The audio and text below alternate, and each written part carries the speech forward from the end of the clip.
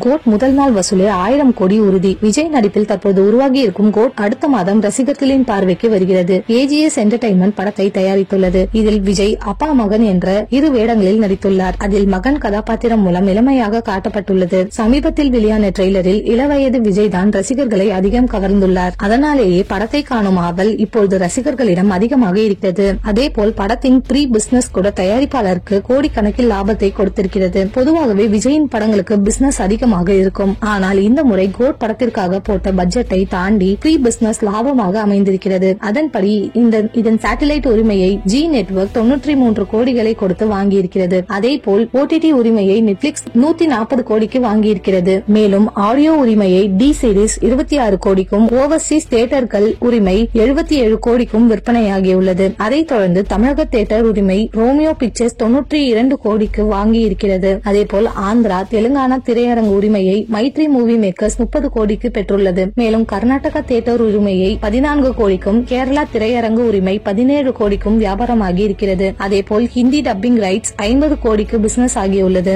ஆக மொத்தம் ரிலீஸுக்கு முன்பே கோட் வியாபாரம் 539 கோடிகளை தட்டி தூக்கி இருக்கிறது. இப்படத்தின் மொத்த பட்ஜெட் என்று பார்க்கையில் அது 300 - 325 கோடியாக இருக்கிறது. அப்படி என்றால் தயாரிப்பாளருக்கு இப்பொழுது கைமேல் பலன்தான். அது மட்டுமின்றி கோட் படத்தின் அட்வான்ஸ் டிக்கெட் புக்கிங் நிச்சயம் சாதனை படைக்கும் என கணிக்கப்படுகிறது. அதேபோல் முதல் நாள் வசூலே 100 கோடியை தாண்டிவிடும் என்கின்றனர். ஆக மொத்தம் தமிழ் சினிமாவின் முதல் 1000 கோடி படம் என்ற பெருமையை கோட் தட்டி சென்றாலும் ஆச்சரியப்படுவதற்கு இல்லை.